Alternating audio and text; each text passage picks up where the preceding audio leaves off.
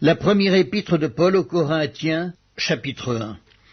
Paul, appelé à être apôtre de Jésus-Christ par la volonté de Dieu, et le frère Sosthène à l'église de Dieu qui est à Corinthe, à ceux qui ont été sanctifiés en Jésus-Christ, appelés à être saints, et à tous ceux qui invoquent en quelque lieu que ce soit le nom de notre Seigneur Jésus-Christ, leur Seigneur et le nôtre, que la grâce et la paix vous soient données de la part de Dieu notre Père et du Seigneur Jésus-Christ. Je rends à mon Dieu de continuelles actions de grâce à votre sujet pour la grâce de Dieu qui vous a été accordée en Jésus-Christ. Car en lui vous avez été comblés de toutes les richesses qui concernent la parole et la connaissance, le témoignage de Christ ayant été solidement établi parmi vous, de sorte qu'il ne vous manque aucun don, dans l'attente où vous êtes de la manifestation de notre Seigneur Jésus-Christ. Il vous affermira aussi jusqu'à la fin, pour que vous soyez irréprochables au jour de notre Seigneur Jésus-Christ. Dieu est fidèle, lui qui vous a appelé à la communion de son Fils Jésus-Christ, notre Seigneur. Je vous exhorte, frères, par le nom de notre Seigneur Jésus-Christ, à tenir tous un même langage, à ne point avoir de division parmi vous, mais à être parfaitement unis dans un même esprit et dans un même sentiment. Car, mes frères, j'ai appris à votre sujet par les gens de Chloé qu'il y a des disputes au milieu de vous. Je veux dire que chacun de vous parle ainsi. Moi, je suis de Paul, et moi d'Apollos, et moi de Céphas, et moi de Christ. Christ est-il divisé? Paul a-t-il été crucifié pour vous, ou est-ce au nom de Paul que vous avez été baptisés? Je rends grâce à Dieu de ce que je n'ai baptisé aucun de vous, excepté Crispus et Gaius, afin que personne ne dise que vous avez été baptisés en mon nom. J'ai encore baptisé la famille de Stéphanas. Du reste, je ne sache pas que j'ai baptisé quelque autre personne.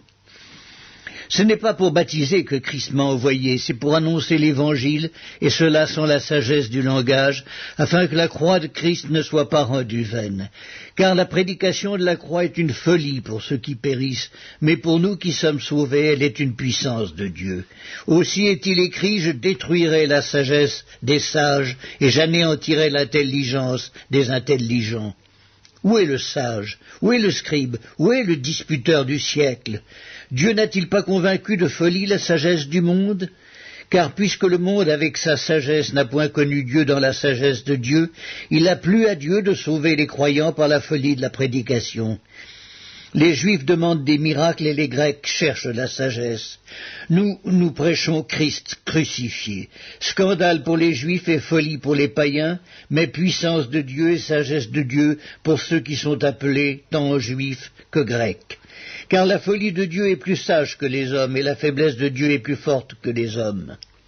Considérez, frères, que parmi vous qui avez été appelés, il n'y a pas beaucoup de sages selon la chair, ni beaucoup de puissants, ni beaucoup de nobles. Mais Dieu a choisi les choses folles du monde pour confondre les sages. Dieu a choisi les choses faibles du monde pour confondre les fortes. Et Dieu a choisi les choses viles du monde et celles qu'on méprise, celles qui ne sont point, pour réduire au néant celles qui sont, afin que nulle chair ne se glorifie devant Dieu. Or, c'est par lui que vous êtes en Jésus-Christ, lequel, de par Dieu, a été fait pour nous sagesse, justice et sanctification et rédemption, afin, comme il est écrit, que celui qui se glorifie dans le Seigneur. La première épître de Paul aux Corinthiens, chapitre 2. Pour moi, frères, lorsque je suis allé chez vous, ce n'est pas avec une supériorité de langage ou de sagesse que je suis allé vous annoncer le témoignage de Dieu, car je n'ai pas eu la pensée de savoir parmi vous autre chose que Jésus-Christ et Jésus-Christ crucifié. Moi-même, j'étais auprès de vous dans un état de faiblesse, de crainte et de grand tremblement, et ma parole et ma prédication ne reposaient pas sur les discours persuasifs de la sagesse, mais sur une démonstration d'esprit et de puissance, afin que votre foi fût fondée non sur la sagesse des hommes, mais sur la puissance de Dieu.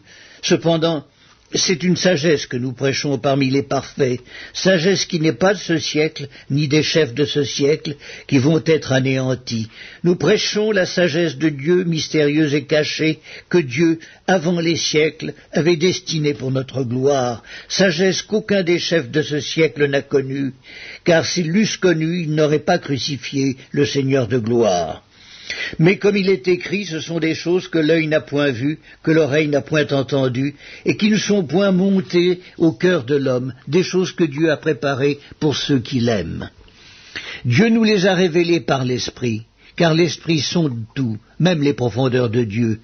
Lequel des hommes, en effet, connaît les choses de l'homme, si ce n'est l'Esprit de l'homme qui est en lui? De même, personne ne connaît les choses de Dieu, si ce n'est l'Esprit de Dieu. Or nous n'avons pas reçu l'Esprit du monde, mais l'Esprit qui vient de Dieu, afin que nous connaissions les choses que Dieu nous a données par sa grâce. Et nous en parlons non avec des discours qu'enseigne la sagesse humaine, mais avec ceux qu'enseigne l'Esprit, employant un langage spirituel pour les choses spirituelles. Mais l'homme animal ne reçoit pas les choses de l'Esprit de Dieu, car elles sont une folie pour lui, et il ne peut les connaître parce que c'est spirituellement qu'on en juge. L'homme spirituel, au contraire, juge de tout, et il n'est lui-même jugé par personne. Car qui a connu la pensée du Seigneur pour l'instruire? Or nous avons la pensée de Christ. La première épître de Paul aux Corinthiens, chapitre 3. Pour moi, frères, ce n'est pas comme à des hommes spirituels que j'ai pu vous parler, mais comme à des hommes charnels, comme à des enfants en Christ. Je vous ai donné du lait, non de la nourriture solide, car vous ne pouviez pas la supporter, et vous ne le pouvez pas même à présent, parce que vous êtes encore charnels. En effet, puisqu'il y a parmi vous de la jalousie et des disputes, n'êtes-vous pas charnels et ne marchez-vous pas selon l'homme? Quand l'un dit « Moi je suis de Paul » et un autre « Moi d'Apollos », n'êtes-vous pas des hommes? Qu'est-ce donc Apollos et qu'est-ce que Paul? Des serviteurs par le moyen desquels vous avez cru, selon que le Seigneur l'a donné à chacun. J'ai planté, Apollos a arrosé, mais Dieu a fait croître, en sorte que ce n'est pas celui qui plante qui est quelque chose, ni celui qui arrose, mais Dieu qui fait croître. Celui qui plante et celui qui arrose sont égaux, et chacun recevra sa propre récompense selon son propre travail. Car nous sommes ouvriers avec Dieu. Vous êtes le champ de Dieu, l'édifice de Dieu. Selon la grâce de Dieu qui m'a été donnée, j'ai posé le fondement comme un sage architecte et un autre bâtit dessus. Mais que chacun prenne garde à la manière dont il bâtit dessus, car personne ne peut poser un autre fondement que celui qui a été posé, savoir Jésus-Christ. Or, si quelqu'un bâtit sur ce fondement avec de l'or, de l'argent, des pierres précieuses, du bois, du foin, du chaume, l'œuvre de chacun sera manifestée. Car le jour la fera connaître, parce qu'elle se révélera dans le feu, et le feu éprouvera ce qu'est l'œuvre de chacun. Si l'œuvre bâtie par quelqu'un sur le fondement subsiste, il recevra une récompense. Si l'œuvre de quelqu'un est consumée, il perdra sa récompense. Pour lui, il sera sauvé, mais comme au travers du feu. Ne savez-vous pas que vous êtes le temple de Dieu et que l'Esprit de Dieu habite en vous? Si quelqu'un détruit le temple de Dieu, Dieu le détruira, car le temple de Dieu est saint, et c'est ce que vous êtes, que nul ne s'abuse lui-même. Si quelqu'un parmi vous pense être sage selon ce siècle, qu'il devienne fou, afin de devenir sage. Car la sagesse de ce monde est une folie devant Dieu. Aussi est-il écrit, il prend les sages dans leur ruse. Et encore, le Seigneur connaît les pensées des sages, il sait qu'elles sont vaines. Que personne donc ne mette sa gloire dans des hommes, car tout est à vous, soit Paul, soit Apollos, soit Céphas, soit le monde, soit la vie, soit la mort, soit les choses présentes, soit les choses à venir. Tout est à vous, et vous êtes à Christ, et Christ est à Dieu. La première épître de Paul aux Corinthiens, chapitre 4. Ainsi qu'on nous regarde comme des serviteurs de Christ et des dispensateurs des mystères de Dieu. Du reste, ce qu'on demande des dispensateurs, c'est que chacun soit trouvé fidèle. Pour moi, il m'importe fort peu d'être jugé par vous ou par un tribunal humain. Je ne me juge pas non plus moi-même, car je ne me sens coupable de rien. Mais ce n'est pas pour cela que je suis justifié. Celui qui me juge, c'est le Seigneur. C'est pourquoi ne jugez de rien avant le temps, jusqu'à ce que vienne le Seigneur, qui mettra en lumière ce qui est caché dans les ténèbres, et qui manifestera les desseins des cœurs. Alors chacun recevra de Dieu la louange qui lui est due.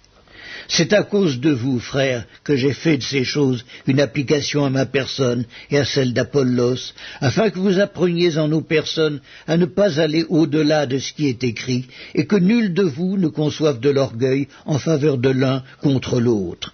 Car qui est-ce qui te distingue ? Qu'as-tu que tu n'aies reçu? Et si tu l'as reçu, pourquoi te glorifies-tu comme si tu ne l'avais pas reçu? Déjà vous êtes rassasiés, déjà vous êtes riches. Sans nous, vous avez commencé à régner. Et puissiez-vous régner en effet, afin que nous aussi, nous régnions avec vous. Car Dieu, ce me semble, a fait de nous, apôtres, les derniers des hommes, des condamnés à mort en quelque sorte, puisque nous avons été en spectacle au monde, aux anges et aux hommes. Nous sommes fous à cause de Christ, mais vous, vous êtes sages en Christ. Nous sommes faibles, mais vous êtes forts. Vous êtes honorés, nous sommes méprisés. Jusqu'à cette heure, nous souffrons la faim, la soif, la nudité. Nous sommes maltraités, errants çà et là. Nous nous fatiguons à travailler de nos propres mains. Injuriés, nous bénissons. Persécutés, nous supportons. Calomniés, nous parlons avec bonté. Nous sommes devenus comme les balayures du monde, le rebut de tous, jusqu'à maintenant. Ce n'est pas pour vous faire honte que j'écris ces choses, mais je vous avertis comme mes enfants bien-aimés. Car quand vous auriez 10 000 maîtres en Dieu, vous n'avez cependant pas plusieurs pères, puisque c'est moi qui vous ai engendré en Jésus-Christ par l'Évangile. Je vous en conjure donc, soyez mes imitateurs. Pour cela, je vous ai envoyé Timothée, qui est mon enfant bien-aimé et fidèle dans le Seigneur. Il vous rappellera quelles sont mes voies en Christ, quelle est la manière dont j'enseigne partout, dans toutes les églises. Quelques-uns se sont enflés d'orgueil comme si je ne devais pas aller chez vous, mais j'irai bientôt chez vous, si c'est la volonté du Seigneur, et je connaîtrai non les paroles mais la puissance de ceux qui se sont enflés. Car le royaume de Dieu ne consiste pas en paroles mais en puissance. Que voulez-vous? Que j'aille chez vous avec une verge ou avec amour ou dans un esprit de douceur?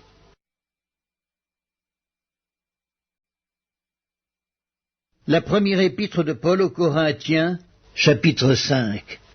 On entend dire généralement qu'il y a parmi vous de l'impudicité, et une impudicité telle qu'elle ne se rencontre pas même chez les païens. C'est au point que l'un de vous a la femme de son père, et vous êtes enflés d'orgueil, et vous n'avez pas été plutôt dans l'affliction, afin que celui qui a commis cet acte fût ôté du milieu de vous? Pour moi, absent de corps mais présent d'esprit, j'ai déjà jugé, comme si j'étais présent, celui qui a commis un tel acte. Au nom du Seigneur Jésus, vous et mon esprit étant assemblés avec la puissance de notre Seigneur Jésus, qu'un tel homme soit livré à Satan pour la destruction de la chair, afin que l'esprit soit sauvé au jour du Seigneur Jésus. C'est bien à tort que vous vous glorifiez. Ne savez-vous pas qu'un peu de levain fait lever toute la pâte ? Faites disparaître le vieux levain, afin que vous soyez une pâte nouvelle, puisque vous êtes sans levain, car Christ, notre Pâque, a été immolé. Célébrons donc la fête, non avec du vieux levain, non avec un levain de malice et de méchanceté, mais avec les pains sans levain de la pureté et de la vérité. Je vous ai écrit dans ma lettre de ne pas avoir des relations avec les impudiques, non pas d'une manière absolue avec les impudiques de ce monde, ou avec les cupides et les ravisseurs, ou avec les idolâtres, autrement il vous faudrait sortir du monde. Maintenant, ce que je vous ai écrit, c'est de ne pas avoir des relations avec quelqu'un qui, se nommant frère, est impudique ou cupide, ou idolâtre, ou outrageux, ou ivrogne, ou ravisseur, de ne pas même manger avec un tel homme. Qu'ai-je en effet à juger ceux du dehors? N'est-ce pas ceux du dedans que vous avez à juger? Pour ceux du dehors, Dieu les juge. Ôtez le méchant du milieu de vous. La première épître de Paul aux Corinthiens, chapitre 6. Quelqu'un de vous, lorsqu'il a un différend avec un autre, ose-t-il plaider devant les injustes et non devant les saints? Ne savez-vous pas que les saints jugeront le monde? Et si c'est par vous que le monde est jugé, êtes-vous indigne de rendre les moindres jugements? Ne savez-vous pas que nous jugerons les anges? Et nous ne jugerions pas, à plus forte raison, les choses de cette vie? Quand donc vous avez des différends pour les choses de cette vie, ce sont des gens dont l'Église ne fait aucun cas que vous prenez pour juges. Je le dis à votre honte. Ainsi, il n'y a parmi vous pas un seul homme sage qui puisse prononcer entre ses frères. Mais un frère plaide contre un frère, et cela devant des infidèles. C'est déjà certes un défaut chez vous d'avoir des procès les uns avec les autres. Pourquoi ne souffrez-vous pas plutôt quelque injustice? Pourquoi ne vous laissez-vous pas plutôt dépouiller? Mais c'est vous qui commettez l'injustice et qui dépouillez, et c'est envers des frères que vous agissez de la sorte. Ne savez-vous pas que les injustes n'hériteront point le royaume de Dieu? Ne vous y trompez pas, ni les impudiques, ni les idolâtres, ni les adultères, ni les efféminés, ni les infâmes, ni les voleurs, ni les cupides, ni les ivrognes, ni les outrageux, ni les ravisseurs n'hériteront le royaume de Dieu. Et c'est là ce que vous étiez, quelques-uns de vous. Mais vous avez été lavés, mais vous avez été sanctifiés, mais vous avez été justifiés au nom du Seigneur Jésus-Christ et par l'Esprit de notre Dieu. Tout m'est permis, mais tout n'est pas utile. Tout m'est permis, mais je ne me laisserai asservir par quoi que ce soit. Les aliments sont pour le ventre et le ventre pour les aliments, et Dieu détruira l'un comme les autres. Mais le corps n'est pas pour l'impudicité, il est pour le Seigneur et le Seigneur pour le corps. Et Dieu qui a ressuscité le Seigneur nous ressuscitera aussi par sa puissance. Ne savez-vous pas que vos corps sont des membres de Christ? Prendrai-je donc les membres de Christ pour en faire les membres d'une prostituée? Loin de là. Ne savez-vous pas que celui qui s'attache à la prostituée est un seul corps avec elle? Car, est-il dit, les deux deviendront une seule chair. Mais celui qui s'attache au Seigneur est avec lui un seul esprit. Fuyez l'impudicité. Quelque autre péché qu'un homme commette, ce péché est hors du corps, mais celui qui se livre à l'impudicité pêche contre son propre corps. Ne savez-vous pas que votre corps est le temple du Saint-Esprit qui est en vous, que vous avez reçu de Dieu, et que vous ne vous appartenez point à vous-même? Car vous avez été rachetés à un grand prix. Glorifiez donc Dieu dans votre corps et dans votre esprit qui appartiennent à Dieu. La première épître de Paul aux Corinthiens, chapitre 7. Pour ce qui concerne les choses dont vous m'avez écrit, je pense qu'il est bon pour l'homme de ne point toucher de femme. Toutefois, pour éviter la pudicité, que chacun ait sa femme et que chaque femme ait son mari. Que le mari rende à sa femme ce qu'il lui doit et que la femme agisse de même envers son mari. La femme n'a pas autorité sur son propre corps, mais c'est le mari. Et pareillement, le mari n'a pas autorité sur son propre corps, mais c'est la femme. Ne vous privez point l'un de l'autre, si ce n'est d'un commun accord, pour un temps, afin de vaquer à la prière. Puis retournez ensemble, de peur que Satan ne vous tente par votre incontinence. Je dis cela par condescendance, je n'en fais pas un ordre. Je voudrais que tous les hommes fussent comme moi, mais chacun tient de Dieu un don particulier, l'un d'une manière, l'autre d'une autre. À ceux qui ne sont pas mariés et aux veuves, je dis qu'il leur est bon de rester comme moi. Mais s'ils manquent de continence, qu'ils se marient, car il vaut mieux se marier que de brûler.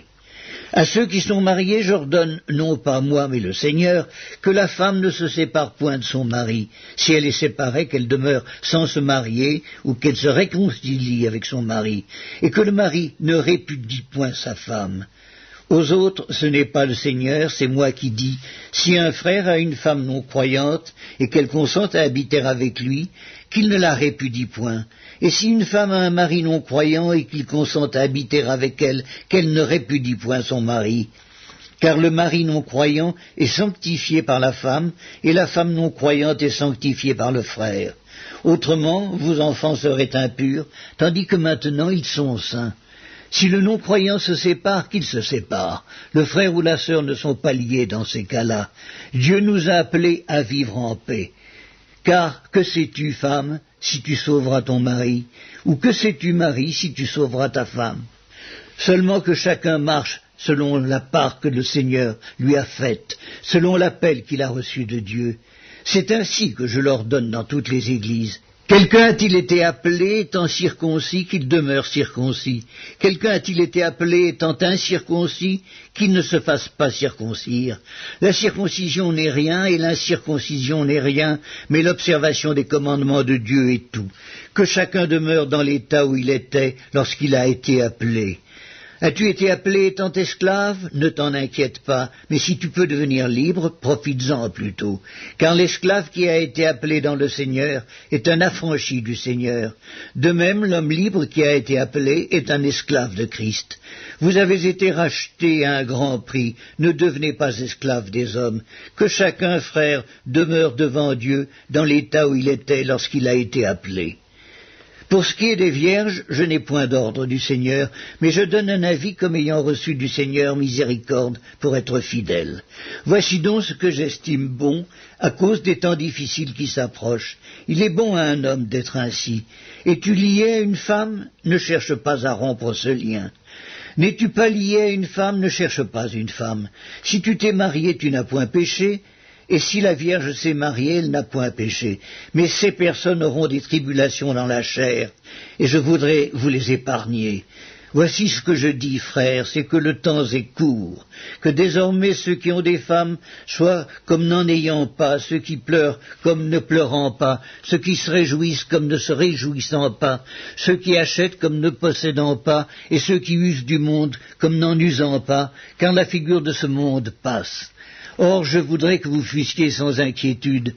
Celui qui n'est pas marié s'inquiète des choses du Seigneur, des moyens de plaire au Seigneur, et celui qui est marié s'inquiète des choses du monde, des moyens de plaire à sa femme.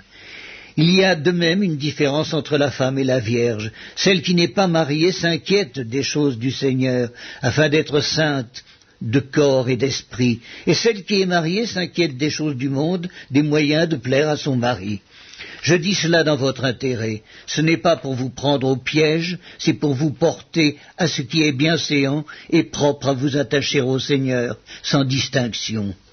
Si quelqu'un regarde comme déshonorant pour sa fille de dépasser l'âge nubile et comme nécessaire de la marier, qu'il fasse ce qu'il veut, il ne pêche point qu'on se marie, mais celui qui a pris une ferme résolution, sans contrainte et avec l'exercice de sa propre volonté, et qui a décidé en son cœur de garder sa fille vierge, celui-là fait bien. Ainsi, celui qui marie sa fille fait bien, et celui qui ne la marie pas fait mieux. Une femme est liée aussi longtemps que son mari est vivant. Mais si le mari meurt, elle est libre de se marier à qui elle veut, seulement que ce soit dans le Seigneur. Elle est plus heureuse néanmoins si elle demeure comme elle est, suivant mon avis. Et moi aussi, je crois avoir l'Esprit de Dieu. La première épître de Paul aux Corinthiens, chapitre 8. Pour ce qui concerne les viandes sacrifiées aux idoles, nous savons que nous avons tous la connaissance. La connaissance enfle, mais la charité édifie. Si quelqu'un croit savoir quelque chose, il n'a pas encore connu comme il faut connaître. Mais si quelqu'un aime Dieu, celui-là est connu de lui. Pour ce qui est donc de manger des viandes sacrifiées aux idoles, nous savons qu'il n'y a point d'idole dans le monde et qu'il n'y a qu'un seul Dieu. Car s'il est des êtres qui sont appelés dieux, soit dans le ciel, soit sur la terre, comme il existe réellement plusieurs dieux et plusieurs seigneurs, néanmoins pour nous il n'y a qu'un seul Dieu, le Père, de qui viennent toutes choses et pour qui nous sommes, et un seul Seigneur, Jésus-Christ, par qui sont toutes choses et par qui nous sommes. Mais cette connaissance n'est pas chez tous. Quelques-uns, d'après la manière dont ils envisagent encore l'idole, mangent de ces viandes comme étant sacrifiées aux idoles, et leur conscience qui est faible en est souillée. Ce n'est pas un aliment qui nous rapproche de Dieu. Si nous en mangeons, nous n'avons rien de plus. Si nous n'en mangeons pas, nous n'avons rien de moins. Prenez garde toutefois que votre liberté ne devienne une pierre d'achoppement pour les faibles. Car si quelqu'un te voit, toi qui as de la connaissance, assise à table dans un temple d'idoles, sa conscience à lui qui est faible ne le portera-t-elle pas à manger des viandes sacrifiées aux idoles ? Et ainsi le faible périra par ta connaissance, le frère pour lequel Christ est mort. En péchant de la sorte contre les frères et en blessant leur conscience faible, vous péchez contre Christ. C'est pourquoi si un aliment scandalise mon frère, je ne mangerai jamais de viande, afin de ne pas scandaliser mon frère. La première épître de Paul aux Corinthiens, chapitre 9. Ne suis-je pas libre, ne suis-je pas apôtre? N'ai-je pas vu Jésus notre Seigneur? N'êtes-vous pas mon œuvre dans le Seigneur? Si pour d'autres je ne suis pas apôtre, je le suis au moins pour vous, car vous êtes le sceau de mon apostolat dans le Seigneur. C'est là ma défense contre ceux qui m'accusent. N'avons-nous pas le droit de manger et de boire? N'avons-nous pas le droit de mener avec nous une sœur qui soit notre femme, comme font les autres apôtres et les frères du Seigneur, et Céphas? Ou bien est-ce que moi seul et Barnabas, nous n'avons pas le droit de ne point travailler? Qui jamais fait le service militaire à ses propres frais? Qui est-ce qui plante une vigne et n'en mange pas le fruit? Qui est-ce qui fait paître un troupeau et ne se nourrit pas du lait du troupeau? Ces choses que je dis n'existent-elles pas dans les usages des hommes? La loi ne les dit-elle pas aussi? Car il est écrit dans la loi de Moïse, tu n'en muselleras point le bœuf quand il foule le grain. Dieu se met-il en peine des bœufs ou parle-t-il uniquement à cause de nous? Oui, c'est à cause de nous qu'il a été écrit que celui qui laboure doit labourer avec espérance, et celui qui foule le grain fouler avec l'espérance d'y avoir part. Si nous avons semé parmi vous des biens spirituels, est-ce une grosse affaire si nous moissonnons vos biens temporels? Si d'autres jouissent de ce droit sur vous, n'est-ce pas plutôt à nous d'en jouir? Mais nous n'avons point usé de ce droit. Au contraire, nous souffrons tout, afin de ne pas créer d'obstacle à l'évangile de Christ. Ne savez-vous pas que ceux qui remplissent les fonctions sacrées sont nourris par le temple, que ceux qui servent à l'autel ont part à l'autel? De même aussi, le Seigneur a ordonné à ceux qui annoncent l'Évangile de vivre de l'Évangile. Pour moi, je n'ai usé d'aucun de ces droits, et ce n'est pas afin de les réclamer en ma faveur que j'écris ainsi, car j'aimerais mieux mourir que de me laisser enlever ce sujet de gloire. Si j'annonce l'Évangile, ce n'est pas pour moi un sujet de gloire, car la nécessité m'en est imposée, et malheur à moi si je n'annonce pas l'Évangile. Si je le fais de bon cœur, j'en ai la récompense, mais si je le fais malgré moi, c'est une charge qui m'est confiée. Quelle est donc ma récompense? C'est d'offrir gratuitement l'Évangile que j'annonce, sans user de mon droit de prédicateur de l'Évangile. Car bien que je sois libre à l'égard de tous, je me suis rendu le serviteur de tous, afin de gagner le plus grand nombre. Avec les Juifs, j'ai été comme Juif, afin de gagner les Juifs. Avec ceux qui sont sous la loi, comme sous la loi, quoique je ne sois pas moi-même sous la loi, afin de gagner ceux qui sont sous la loi. Avec ceux qui sont sans loi, comme sans loi, quoique je ne sois point sans la loi de Dieu, étant sous la loi de Christ, afin de gagner ceux qui sont sans la loi. J'ai été faible avec les faibles, afin de gagner les faibles. Je me suis fait tout à tous, afin d'en sauver de toute manière quelques-uns. Je fais tout à cause de l'Évangile, afin d'y avoir part. Ne savez-vous pas que ceux qui courent dans le stade courent tous, mais qu'un seul remporte le prix? Courez de manière à le remporter. Tous ceux qui combattent s'imposent toute espèce d'abstinence, et ils le font pour obtenir une couronne corruptible. Mais nous, faisons-le pour une couronne incorruptible. Moi donc je cours, non pas comme à l'aventure, je frappe, non pas comme battant l'air, mais je traite durement mon corps et je le tiens assujetti, de peur d'être moi-même rejeté après avoir prêché aux autres. La première épître de Paul aux Corinthiens, chapitre 10. Frères, je ne veux pas que vous ignoriez que nos pères ont tous été sous la nuée, qu'ils ont tous passé au travers de la mer, qu'ils ont tous été baptisés en Moïse, dans la nuée et dans la mer, qu'ils ont tous mangé le même aliment spirituel et qu'ils ont tous bu le même breuvage spirituel, car ils buvaient à un rocher spirituel qui les suivait, et ce rocher était Christ. Mais la plupart d'entre eux ne furent point agréables à Dieu, puisqu'ils périrent dans le désert. Or, ces choses sont arrivées pour nous servir d'exemple, afin que nous n'ayons pas de mauvais désirs, comme ils en ont eu. Ne devenez point idolâtres comme quelques-uns d'entre eux, selon qu'il est écrit, le peuple s'assit pour manger et pour boire, puis ils se levèrent pour se divertir. Ne nous livrons point à l'impudicité, comme quelques-uns d'eux s'y livrèrent, de sorte qu'il en tomba 23 000 en un seul jour. Ne tentons point le Seigneur comme le tentèrent quelques-uns d'entre eux qui périrent par les serpents. Ne murmurez point comme murmurèrent quelques-uns d'eux qui périrent par l'exterminateur. Ces choses leur sont arrivées pour servir d'exemple, et elles ont été écrites pour notre instruction, à nous, qui sommes parvenus à la fin des siècles. Ainsi donc que celui qui croit être debout prenne garde de tomber. Aucune tentation ne vous est survenue qui n'ait été humaine, et Dieu qui est fidèle ne permettra pas que vous soyez tentés au-delà de vos forces.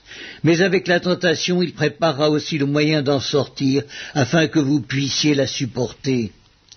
C'est pourquoi, mes bien-aimés, fuyez l'idolâtrie. Je parle comme à des hommes intelligents, jugez vous-même de ce que je dis. La coupe de bénédiction que nous bénissons n'est-elle pas la communion au sang de Christ? Le pain que nous rompons n'est-il pas la communion au corps de Christ?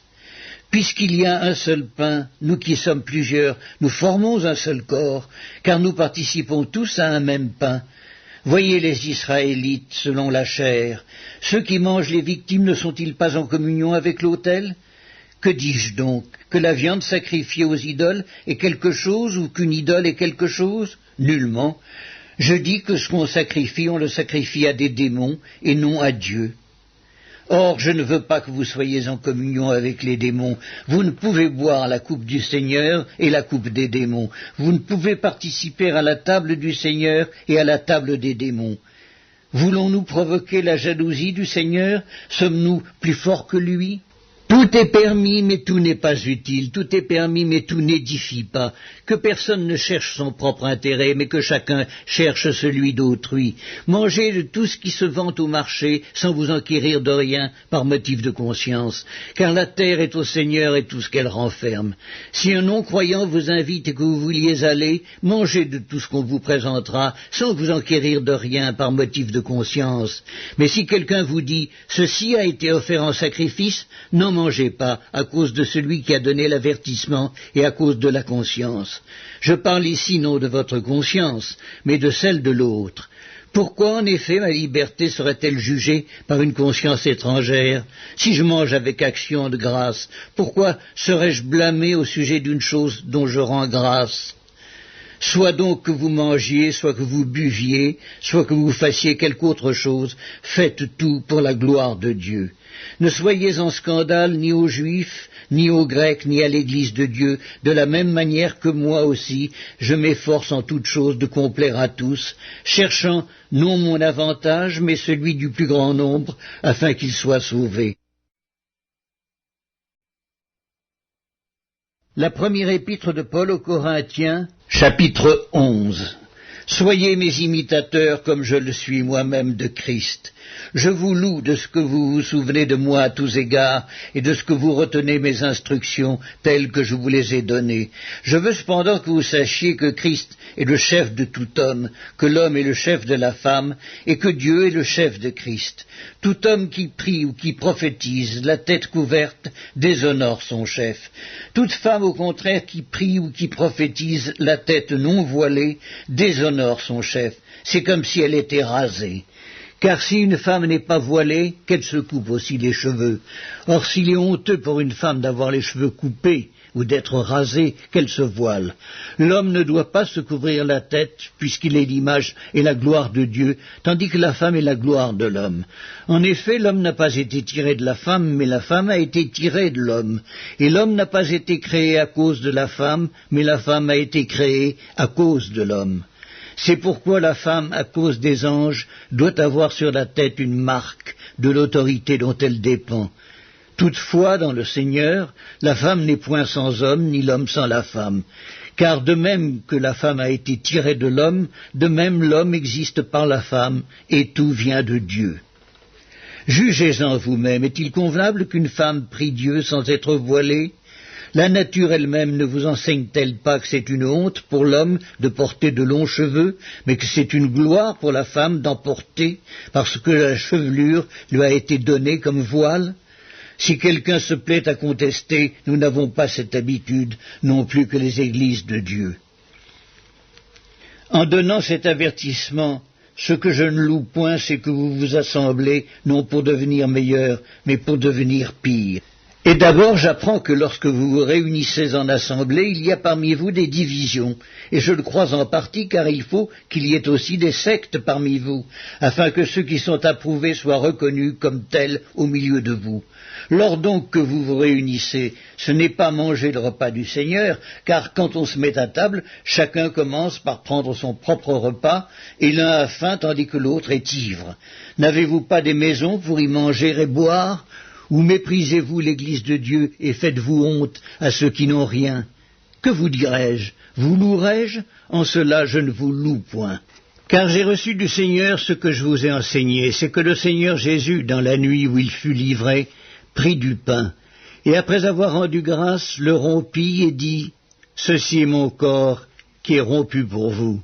Faites ceci en mémoire de moi. » De même, après avoir soupé, il prit la coupe et dit, « Cette coupe est la nouvelle alliance en mon sang. Faites ceci en mémoire de moi, toutes les fois que vous en boirez. Car toutes les fois que vous mangez ce pain et que vous buvez cette coupe, vous annoncez la mort du Seigneur jusqu'à ce qu'il vienne. C'est pourquoi celui qui mangera le pain ou boira la coupe du Seigneur indignement sera coupable envers le corps et le sang du Seigneur. Que chacun donc s'éprouve soi-même et qu'ainsi il mange du pain et boive la coupe. Car celui qui mange et boit sans discerner le corps du Seigneur mange et boit un jugement contre lui-même.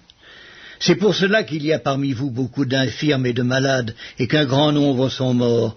Si nous nous jugions nous-mêmes, nous ne serions pas jugés. Mais quand nous sommes jugés, nous sommes châtiés par le Seigneur, afin que nous ne soyons pas condamnés avec le monde. Ainsi, mes frères, lorsque vous vous réunissez pour le repas, attendez-vous les uns les autres. Si quelqu'un a faim, qu'il mange chez lui, afin que vous ne vous réunissiez pas pour attirer un jugement sur vous. Je réglerai les autres choses quand je serai arrivé. La première épître de Paul aux Corinthiens, chapitre 12. Pour ce qui concerne les dons spirituels, je ne veux pas, frères, que vous soyez dans l'ignorance. Vous savez que lorsque vous étiez païens, vous vous laissiez entraîner vers les idoles muettes, selon que vous étiez conduits. C'est pourquoi je vous déclare que nul, s'il parle par l'Esprit de Dieu, ne dit « Jésus est anathème » et que nul ne peut dire « Jésus est le Seigneur » si ce n'est par le Saint-Esprit. Il y a diversité de dons, mais le même Esprit, diversité de ministères, mais le même Seigneur, diversité d'opérations, mais le même Dieu qui opère tout en tous. Or, à chacun la manifestation de l'Esprit est donnée pour l'utilité commune. En effet, à l'un est donné par l'Esprit une parole de sagesse, à un autre une parole de connaissance, selon le même Esprit, à un autre la foi par le même Esprit, à un autre le don des guérisons par le même Esprit, à un autre le don d'opérer des miracles, à un autre la prophétie, à un autre le discernement des esprits, à un autre la diversité des langues, à un autre l'interprétation des langues. Un seul et même Esprit opère toutes ces choses, les distribuant à chacun en particulier comme il veut. Car comme le corps est un en plusieurs membres, et comme tous les membres du corps, malgré leur nombre, ne forment qu'un seul corps, ainsi en est-il de Christ. Nous avons tous en effet été baptisés dans un seul esprit pour former un seul corps, soit juifs, soit grecs, soit esclaves, soit libres, et nous avons tous été abreuvés d'un seul esprit. Ainsi le corps n'est pas un seul membre, mais il est formé de plusieurs membres. Si le pied disait « Parce que je ne suis pas une main, je ne suis pas du corps », ne serait-il pas du corps pour cela? Et si l'oreille disait « Parce que je ne suis pas un œil, je ne suis pas du corps », ne serait-elle pas du corps pour cela? Si tout le corps était œil, où serait l'ouïe? S'il était tout ouïe, où serait l'odorat? Maintenant Dieu a placé chacun des membres dans le corps comme il l'a voulu. Si tous étaient un seul membre, où serait le corps? Maintenant donc il y a plusieurs membres et un seul corps. L'œil ne peut pas dire à la main « Je n'ai pas besoin de toi », ni la tête dire aux pieds « Je n'ai pas besoin de vous ». Mais bien plutôt les membres du corps qui paraissent être les plus faibles sont nécessaires, et ceux que nous estimons être les moins honorables du corps, nous les entourons d'un plus grand honneur. Ainsi nos membres les moins honnêtes reçoivent le plus d'honneur, tandis que ceux qui sont honnêtes n'en ont point besoin. Dieu a disposé le corps de manière à donner plus d'honneur à ce qui en manquait, afin qu'il n'y ait pas de division dans le corps, mais que les membres aient également soin les uns des autres. Et si un membre souffre, tous les membres souffrent avec lui. Si un membre est honoré, tous les membres se réjouissent avec lui. Vous êtes le corps de Christ, et vous êtes ses membres, chacun pour sa part.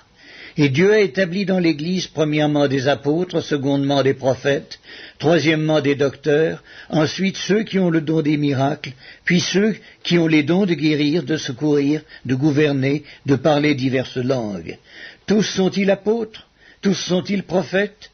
Tous sont-ils docteurs? Tous ont-ils le don des miracles? Tous ont-ils le don des guérisons? Tous parlent-ils en langue? Tous interprètent-ils? Aspirez-vous donc les meilleurs, et je vais encore vous montrer une voie par excellence. La première épître de Paul aux Corinthiens, chapitre 13.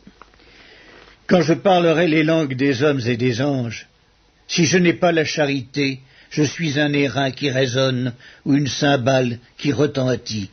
Et quand j'aurai le don de prophétie, la science de tous les mystères et de toute la connaissance, quand j'aurai même toute la foi jusqu'à transporter des montagnes, si je n'ai pas la charité, je ne suis rien. Et quand je distribuerai tous mes biens pour la nourriture des pauvres, quand je livrerai même mon corps pour être brûlé, si je n'ai pas la charité, cela ne me sert de rien. La charité est patiente, elle est pleine de bonté. La charité n'est point envieuse. La charité ne se vante point, elle ne s'enfle point d'orgueil. Elle ne fait rien de malhonnête, elle ne cherche point son intérêt. Elle ne s'irrite point, elle ne soupçonne point le mal. Elle ne se réjouit point de l'injustice, mais elle se réjouit de la vérité. Elle excuse tout, elle croit tout, elle espère tout, elle supporte tout. La charité ne périt jamais. Les prophéties prendront fin, les langues cesseront, la connaissance disparaîtra. Car nous connaissons en partie, nous prophétisons en partie. Mais quand ce qui est parfait sera venu, ce qui est partiel disparaîtra. Lorsque j'étais enfant, je parlais comme un enfant, je pensais comme un enfant, je raisonnais comme un enfant. Lorsque je suis devenu homme, j'ai fait disparaître ce qui était de l'enfant. Aujourd'hui, nous voyons au moyen d'un miroir, d'une manière obscure, mais alors nous verrons face à face. Aujourd'hui, je connais en partie, mais alors je connaîtrai comme j'ai été connu. Maintenant donc, ces trois choses demeurent, la foi, l'espérance, la charité. Mais la plus grande de ces choses, c'est la charité. La première épître de Paul aux Corinthiens, chapitre 14. Recherchez la charité, aspirez aussi au don spirituel, mais surtout à celui de prophétie. En effet, celui qui parle en langue ne parle pas aux hommes, mais à Dieu, car personne ne le comprend, et c'est en esprit qu'il dit des mystères. Celui qui prophétise, au contraire, parle aux hommes, les édifie, les exhorte, les console. Celui qui parle en langue s'édifie lui-même, celui qui prophétise édifie l'Église. Je désire que vous parliez tous en langue, mais encore plus que vous prophétisiez. Celui qui prophétise est plus grand que celui qui parle en langue, à moins que ce dernier n'interprète, pour que l'Église en reçoive de l'édification. Et maintenant, frères, de quelle utilité vous serais-je si je venais à vous parlant en langue, et si je ne vous parlais pas par révélation, ou par connaissance, ou par prophétie, ou par doctrine? Si les objets inanimés qui rendent un son comme une flûte ou une harpe ne rendent pas des sons distincts, comment reconnaîtra-t-on ce qui est joué sur la flûte ou sur la harpe? Et si la trompette rend un son confus, qui se préparera au combat? De même vous, si par la langue vous ne donnez pas une parole distincte, comment saura-t-on ce que vous dites, car vous parlerez en l'air? Quelque nombreuses que puissent être dans le monde les diverses langues, il n'en est aucune qui ne soit une langue. Si donc je ne connais pas le sens de la langue, je serai un barbare pour celui qui parle, et celui qui parle sera un barbare pour moi. De même vous, puisque vous aspirez au don spirituel, que ce soit pour l'édification de l'Église, que vous cherchiez à en posséder abondamment. C'est pourquoi que celui qui parle en langue prie pour avoir le don d'interpréter, car si je prie en langue, mon esprit est en prière, mais mon intelligence demeure stérile. Que faire donc? Je prierai par l'esprit, mais je prierai aussi avec l'intelligence. Je chanterai par l'esprit, mais je chanterai aussi avec l'intelligence. Autrement, si tu rends grâce par l'esprit, comment celui qui est dans les rangs de l'homme du peuple répondra-t-il Amen à ton action de grâce, puisqu'il ne sait pas ce que tu dis? Tu rends, il est vrai, d'excellentes actions de grâce, mais l'autre n'est pas édifié. Je rends grâce à Dieu de ce que je parle en langue plus que vous tous. Mais dans l'Église, j'aime mieux dire saint parole avec mon intelligence, afin d'instruire aussi les autres, que 10 000 paroles en langue. Frères, ne soyez pas des enfants sous le rapport du jugement, mais pour la malice soyez enfants, et à l'égard du jugement soyez des hommes faits. Il est écrit dans la loi, c'est par des hommes d'une autre langue et par des lèvres d'étrangers que je parlerai à ce peuple, et ils ne m'écouteront pas même ainsi, dit le Seigneur. Par conséquent, les langues sont un signe, non pour les croyants, mais pour les non-croyants. La prophétie, au contraire, est un signe, non pour les non-croyants, mais pour les croyants. Si donc, dans une assemblée de l'Église entière, tous parlent en langue, et qu'il survienne des hommes du peuple ou des non-croyants, ne diront-ils pas que vous êtes fous? Mais si tous prophétisent et qu'il survienne quelque non-croyant ou un homme du peuple, il est convaincu par tous, il est jugé par tous, les secrets de son cœur sont dévoilés de telle sorte que, tombant sur sa face, il adorera Dieu et publiera que Dieu est réellement au milieu de vous. Que faire donc, frères? Lorsque vous vous assemblez, les uns ou les autres parmi vous ont-ils un cantique, une instruction, une révélation, une langue, une interprétation? Que tout se fasse pour l'édification. En est-il qui parlent en langue, que 2 ou 3 au plus parlent, chacun à son tour, et que quelqu'un interprète? S'il n'y a point d'interprète, qu'on se taise dans l'Église et qu'on parle à soi-même et à Dieu. Pour ce qui est des prophètes, que 2 ou 3 parlent et que les autres jugent. Et si un autre qui est assis a une révélation, que le premier se taise. Car vous pouvez tous prophétiser successivement, afin que tous soient instruits et que tous soient exhortés. Les esprits des prophètes sont soumis aux prophètes, car Dieu n'est pas un Dieu de désordre, mais de paix. Comme dans toutes les églises des saints, que les femmes se taisent dans les assemblées, car il ne leur est pas permis d'y parler, mais qu'elles soient soumises selon que le dit aussi la loi. Si elles veulent s'instruire sur quelque chose, qu'elles interrogent leur mari à la maison, car il est malséant à une femme de parler dans l'église. Est-ce de chez vous que la parole de Dieu est sortie, ou est-ce à vous seul qu'elle est parvenue? Si quelqu'un croit être prophète ou inspiré, qu'il reconnaisse que ce que je vous écris est un commandement du Seigneur, et si quelqu'un l'ignore, qu'il l'ignore. Ainsi donc, frères, aspirez au don de prophétie, et n'empêchez pas de parler en langue, mais que tout se fasse avec bienséance et avec ordre. La première épître de Paul aux Corinthiens, chapitre 15. Je vous rappelle, frères, l'évangile que je vous ai annoncé, que vous avez reçu, dans lequel vous avez persévéré, et par lequel vous êtes sauvés, si vous le retenez tel que je vous l'ai annoncé. Autrement, vous auriez cru en vain. Je vous ai enseigné avant tout, comme je l'avais aussi reçu, que Christ est mort pour nos péchés, selon les Écritures, qu'il a été enseveli, et qu'il est ressuscité le 3e jour, selon les Écritures, et qu'il est apparu à Céphas, puis aux 12. Ensuite il est apparu à plus de 500 frères à la fois, dont la plupart sont encore vivants et dont quelques-uns sont morts. Ensuite il est apparu à Jacques, puis à tous les apôtres. Après eux tous, il m'est aussi apparu à moi, comme à l'avorton, car je suis le moindre des apôtres. Je ne suis pas digne d'être appelé apôtre, parce que j'ai persécuté l'Église de Dieu. Par la grâce de Dieu, je suis ce que je suis, et sa grâce envers moi n'a pas été vaine.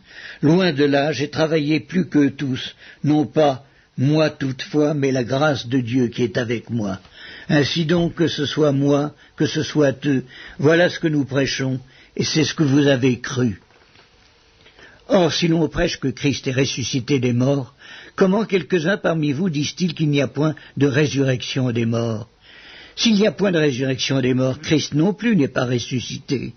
Et si Christ n'est pas ressuscité, notre prédication est donc vaine, et votre foi aussi est vaine. Il se trouve même que nous sommes de faux témoins à l'égard de Dieu, puisque nous avons témoigné contre Dieu qu'il a ressuscité Christ, tandis qu'il ne l'aurait pas ressuscité si les morts ne ressuscitent point. Car si les morts ne ressuscitent point, Christ non plus n'est pas ressuscité. Et si Christ n'est pas ressuscité, votre foi est vaine. Vous êtes encore dans vos péchés, et par conséquent aussi, ceux qui sont morts en Christ sont perdus. Si c'est dans cette vie seulement que nous espérons en Christ, nous sommes les plus malheureux de tous les hommes. Mais maintenant, Christ est ressuscité des morts, il est les prémices de ceux qui sont morts.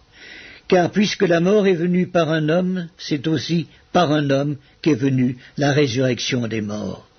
Et comme tous meurent en Adam, de même aussi tous revivront en Christ, mais chacun en son rang. Christ comme prémisse, puis ceux qui appartiennent à Christ lors de son avènement. Ensuite viendra la fin, quand il remettra le royaume à celui qui est Dieu et Père, après avoir détruit toute domination, toute autorité et toute puissance. Car il faut qu'il règne jusqu'à ce qu'il ait mis tous les ennemis sous ses pieds. Le dernier ennemi qui sera détruit, c'est la mort. Dieu, en effet, a tout mis sous ses pieds, mais lorsqu'il dit que tout lui a été soumis, il est évident que celui qui lui a soumis toutes choses est excepté.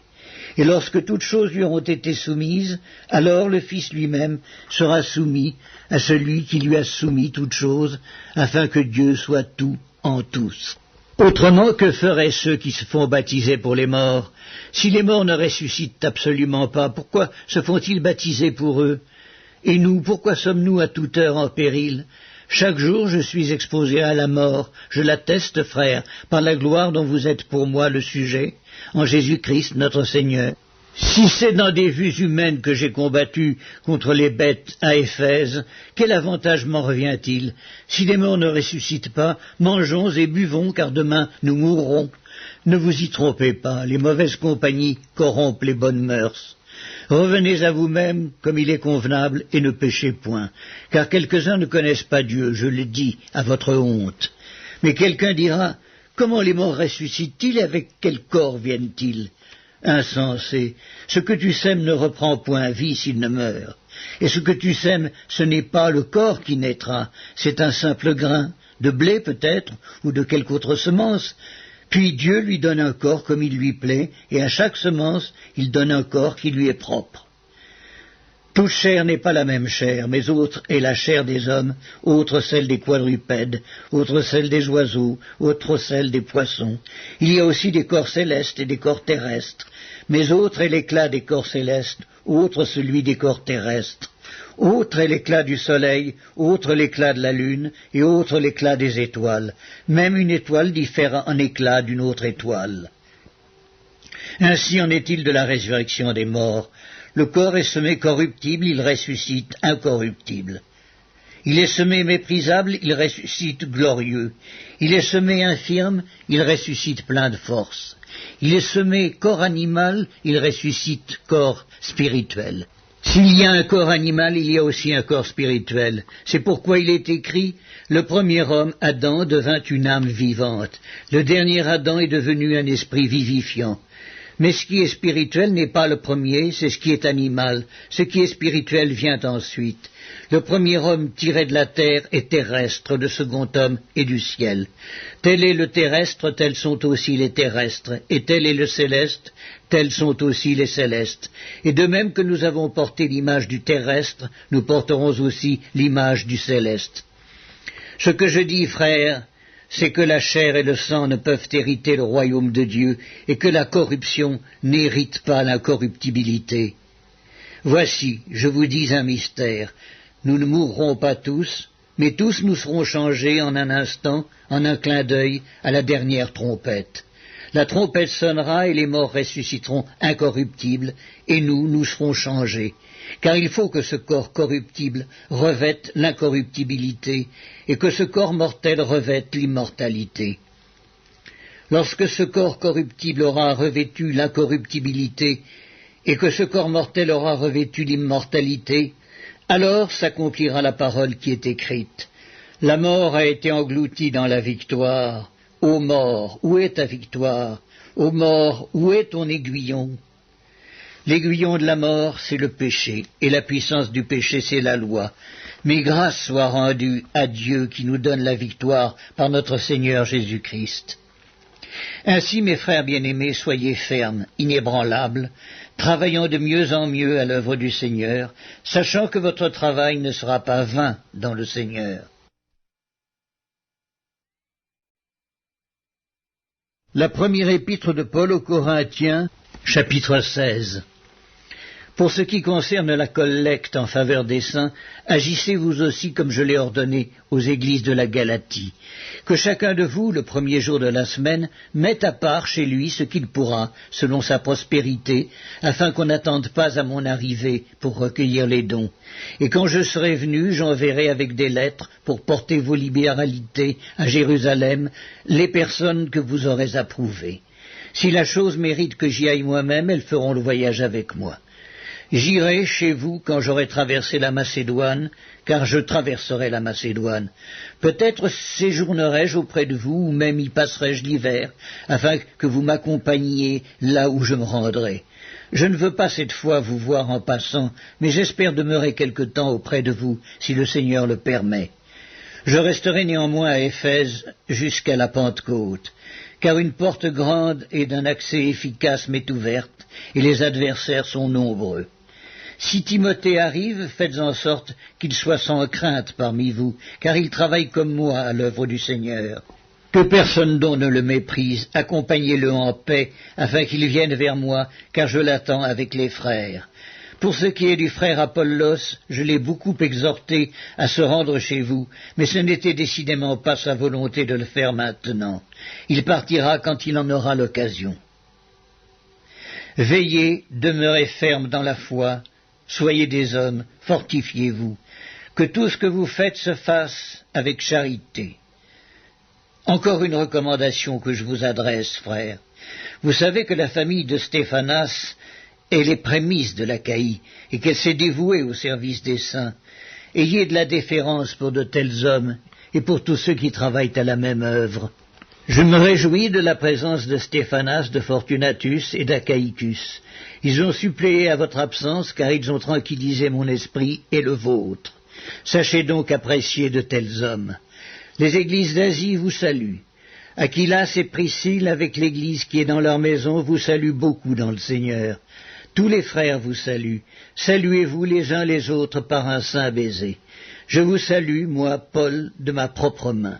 Si quelqu'un n'aime pas le Seigneur, qu'il soit anathème. Maranatha. Que la grâce du Seigneur Jésus soit avec vous. Mon amour est avec vous tous, en Jésus-Christ.